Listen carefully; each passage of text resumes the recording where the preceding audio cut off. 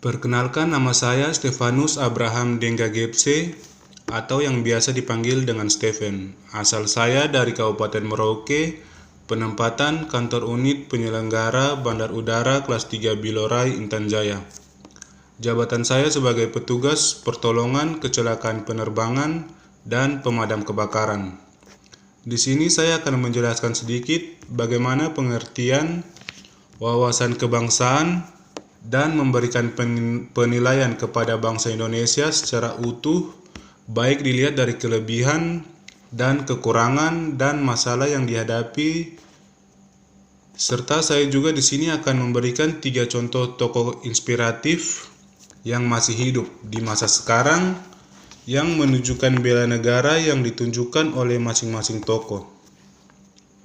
Langsung saja tanpa panjang lebar, menurut saya wawasan kebangsaan adalah cara pandang kita mengenai diri dan lingkungan di sekitar kita. Dan selain itu juga kita harus mengutamakan persatuan dan kesatuan wilayah yang bermasyarakat, berbangsa, dan bernegara.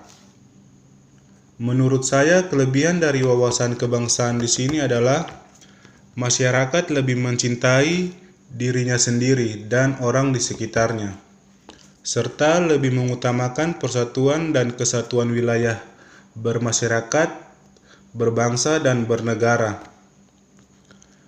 Dan ancaman yang akan terjadi apabila tidak adanya wawasan kebangsaan atau masyarakat tidak mengerti betapa pentingnya wawasan kebangsaan, maka orang-orang akan lebih mementingkan dirinya sendiri dan tidak saling menghargai satu sama lainnya.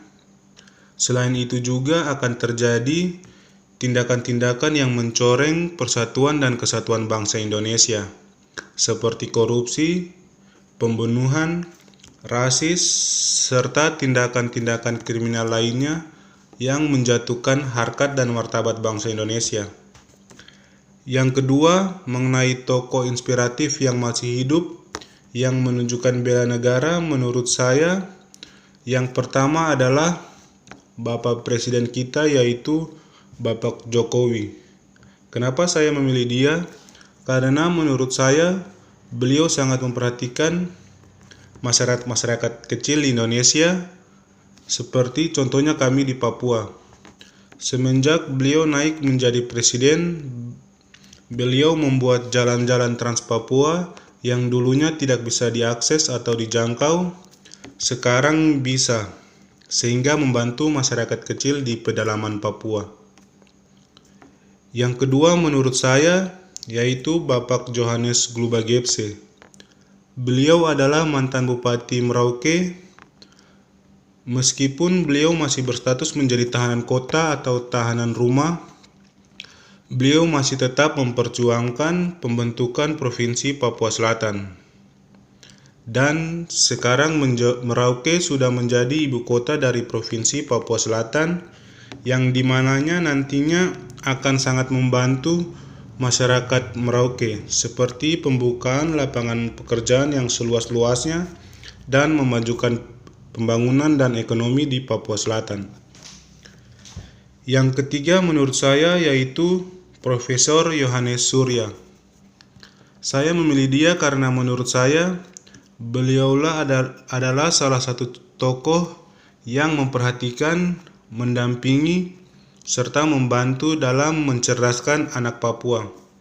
Di tangan beliau banyak anak-anak Papua yang sukses dan berhasil di bidangnya masing-masing. Bahkan ada yang sampai kuliah di luar negeri, memenangkan berbagai macam lomba seperti olimpiade, baik di tingkat provinsi, nasional maupun internasional. Baik, mungkin itu saja penjelasan singkat dari saya. Kurang dan lebihnya mohon dimaafkan. Terima kasih.